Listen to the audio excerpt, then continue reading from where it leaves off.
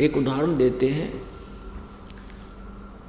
एक व्यक्ति था, किसान था, उसको एक पुत्र प्राप्त हुआ, उसकी पत्नी की मृत्यु होगी। उसने दूसरा विवाह करवाया, उससे एक पुत्र की प्राप्ति हुई, फिर उसकी पत्नी की भी मृत्यु होगी और स्वयं की भी मृत्यु होगी। बड़ा लड़का जो था वो पहले वाली पत्नी से था और दूसरा दूसरे वाली पत्नी से हुआ। उनकी आपस में एज फैक्टर में कम से कम भी 10-12 वर्ष का अंतर था। छोटा लड़का 12 वर्ष का हुआ तो बड़े बड़े लड़के का विवाह हो चुका था। छोटे वाला लड़का यानी उसका छोटे वाला भाई बीमार हो गया। अब उन दोनों ने बहुत कुछ इलाज करवाने की चेष्टा की, भाई और भाभी ने, लेकिन इलाज भी करवाते रहे। फिर कुछ दिन के बाद उनके मन में दोष आ गया कि यदि ये अब मृत्यु को प्राप्त हो जावे तो सारी जमीन अपनी ही रह जावे, सारी संपत्ति अपने पास रह जावे।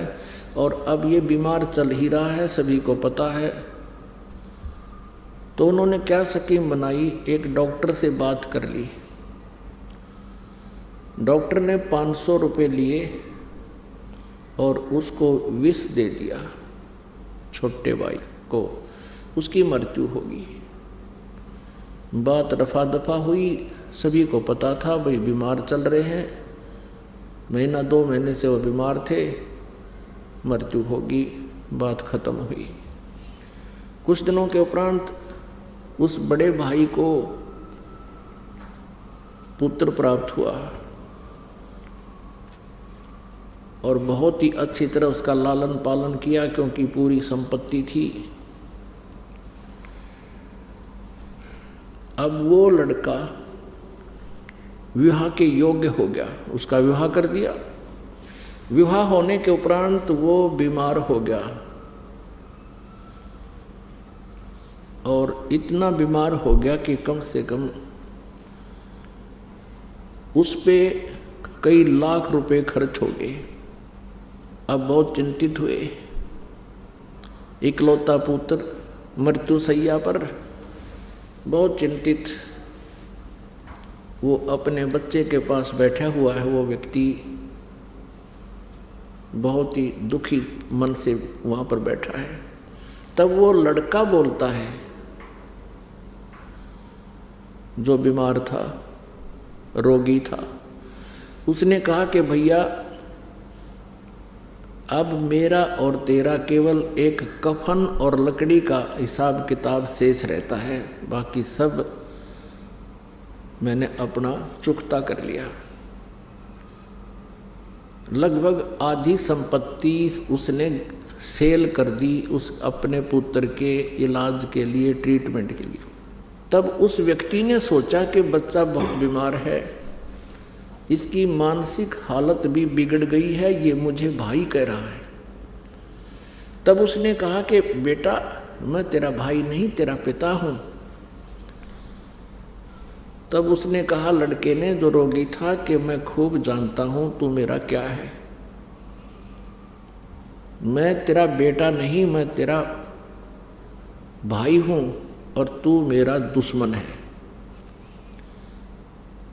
तूने मुझे ऐसे ऐसे मरवाया था डॉक्टर को पैसे देकर।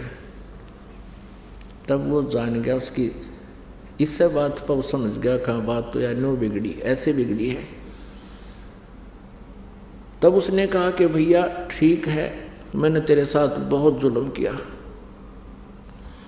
और जैसा मैंने किया आज मुझे मिल गया, क्योंकि मेरा वंश नष्ट होगा। इकलौता पुत्र मृत्यु को प्राप्त हो रहा है, अब मुझे कोई खेद नहीं। मैंने जैसा जुल्म किया था मुझे फल परमात्मा ने दे दिया। पर एक बात बता भाई, मैंने तो जैसा किया फल मिल गया, मेरा तो विनाश कुल नाश हो गया, लेकिन इस लड़की ने जो तेरे विवाह हुआ है, इसका क्या दोष बेचारी का। अब ये 2 सती होगी तेरे साथ।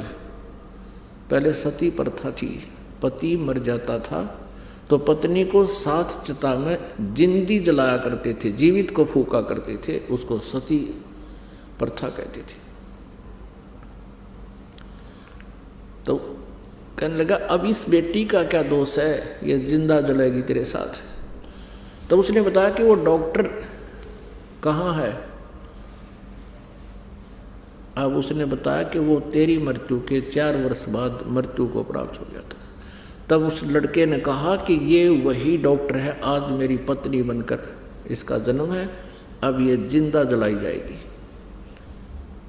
तो पुण्यात्माओं, यहाँ कबीर परमेश्वर जी कहते हैं, एक लेवा एक देवा दूतम और कोई किसी का पिता नहीं पूतम। ये ऋण संबंध एक लोन आपस में ले रखा है, ऋण संबंध जुड़ा एक ठाठा, अंत में सब 12 बाटा।